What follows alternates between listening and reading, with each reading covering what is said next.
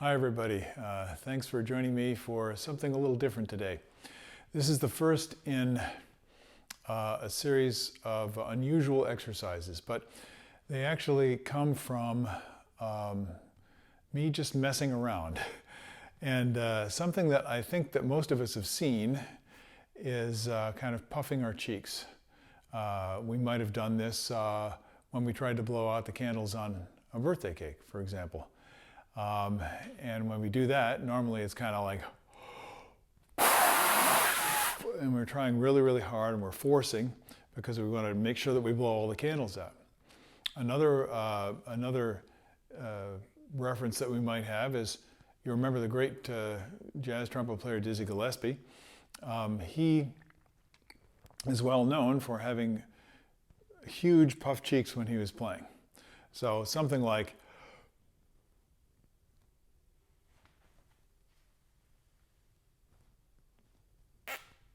now I've seen Dizzy play back in the early 70s. I saw him play live, and his cheeks puffed out from below his eyes all the way down to his collarbone. There was nothing holding the skin on the bones.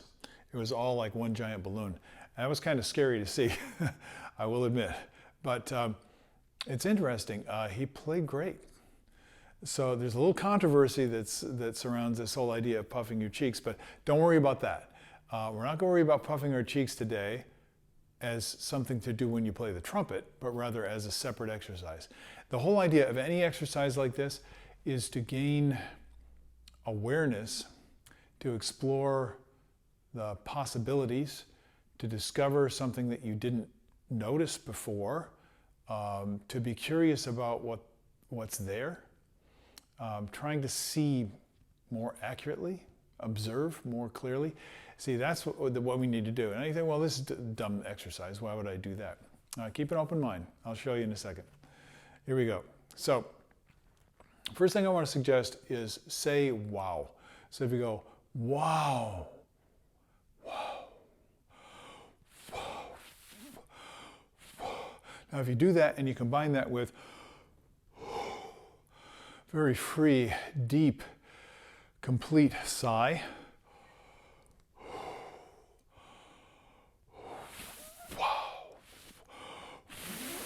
Normally your cheeks will puff out.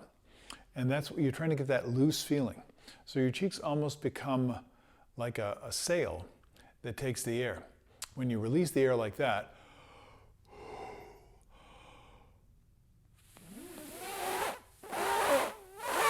now you hear some noise. That's because my lips are close enough together. There's a small enough opening and the lip tissue is almost touching. And so the air going by is causing it to vibrate. And that's actually how we play the trumpet. Now, hopefully it's a little bit more controlled than that and maybe with better tone, but you get the idea. So this is something to experiment with. Now, I'll warn you about a couple of things. First of all, don't overpressurize. So if you're going like this, and you're blowing very, very strongly, that's a great stretching exercise for your facial muscles, no question about that. Go ahead and do it. But just realize that that doesn't have much to do with playing the trumpet, and it's going to make these little exercises a little bit more difficult. So what I'm going to suggest that you do is, if you take a full breath,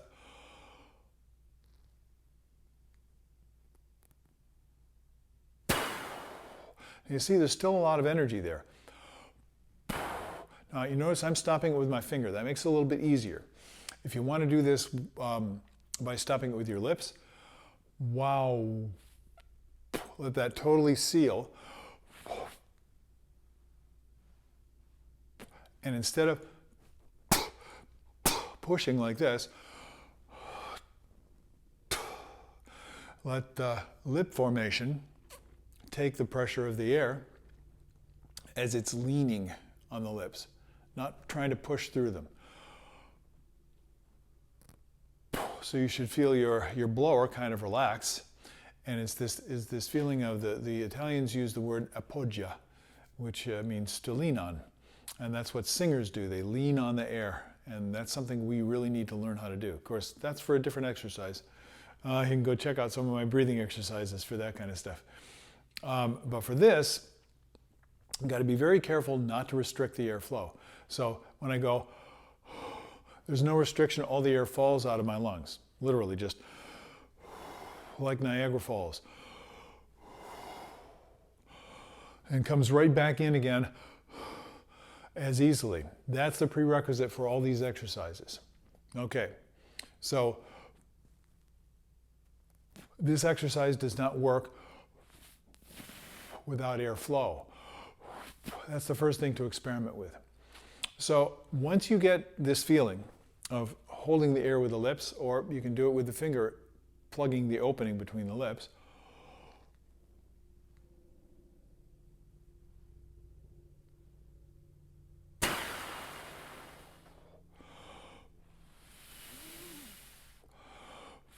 get used to that relaxed feeling of letting the cheeks puff out, letting the air flow. Most people push and squeeze and choke. They squeeze with the lips. They choke the air with the tongue, with the throat. They hold the air back with the body. These are all things that you don't want to do. You want to try to cultivate this feeling of just let it go, let it go, let it go. That's it. Now, this is a good exercise all by itself, but I actually carry this quite a bit further. We'll do some of this stuff today. One is I want you to puff air into your upper lip without puffing it into all over. So I'm going to move a little closer so you can see what I'm doing.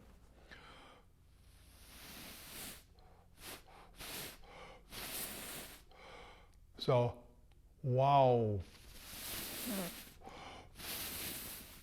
Now, if you really want to work on this, you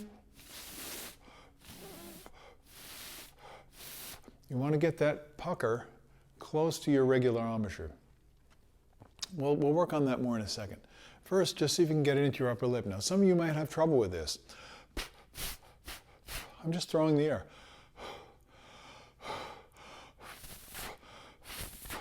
You can also puff it into your lower lip.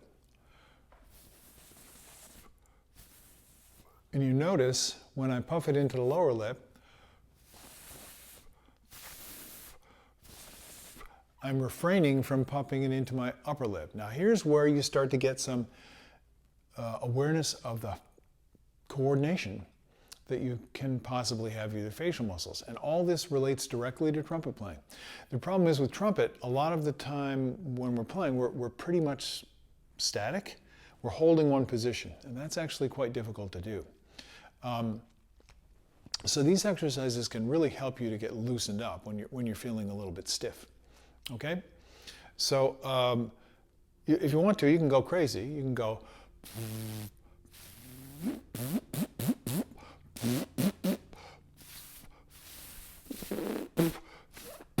just play. Just play. Play around with it. Have fun. Now, a couple of other things you want to check out is as you puff your lips, I want you to try and maintain the corners. So the natural pucker position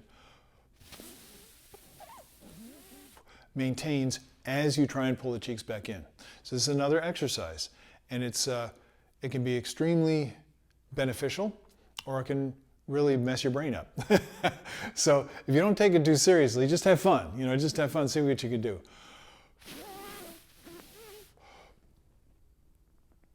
Now, when I do that, I feel a lot of pressure building up. That's because I'm pushing.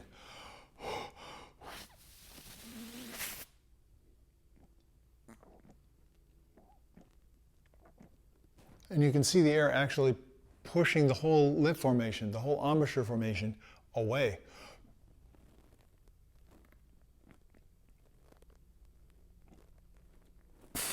And you'll feel those cheeks engage. This is really, really important.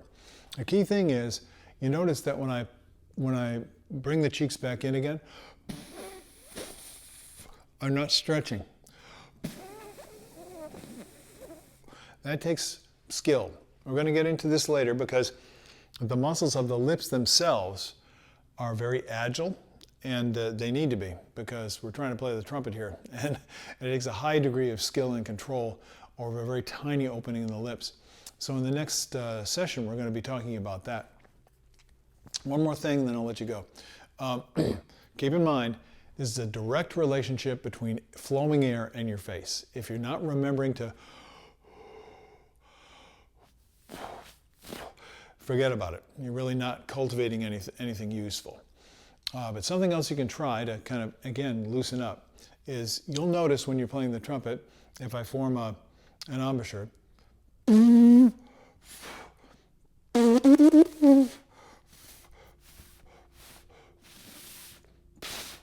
I'm slightly stretched. So this is very individual, and each person has to find exactly the right amount of stretch and the right amount of pucker. And a lot of things can affect this, everything from the mouthpiece placement, especially what you're doing with the air. But this final thing has a huge effect. And we'll be talking about this more when we talk about embouchure, but if you just puff your cheeks, and like I said, you can hold the airflow back with your finger. When you do that, what I want you to try and do is close your mouth all the way so your teeth are together, and then open it up as far as you possibly can. Go back and forth. This will get you loose.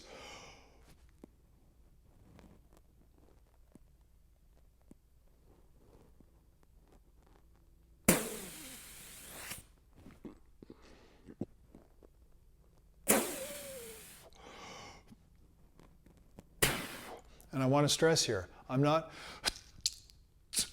building up pressure within the body. I'm leaning, there is pressure. I'm leaning that pressure on my face and letting go. It's a really, really good feeling. I hope some of these things help you to kind of wake up your awareness of all those amazing things that our body can do. And that we are using in order to play, when we play the trumpet. So go practice this a little bit. Spend some time looking at yourself in the mirror, but it's also really, really important that you pay attention to the sensations, everything that you feel. So yes, look in the mirror to see what's going on, but don't get fixated on the way it looks. Spend a lot of time also just how does that feel? And especially that sensation of letting go and of airflow. Okay, hope this keeps you busy for a little while and that you make some interesting discoveries. We'll see later on how they relate to playing the trumpet. I hope you have a great day, and I will see you later on. Bye-bye.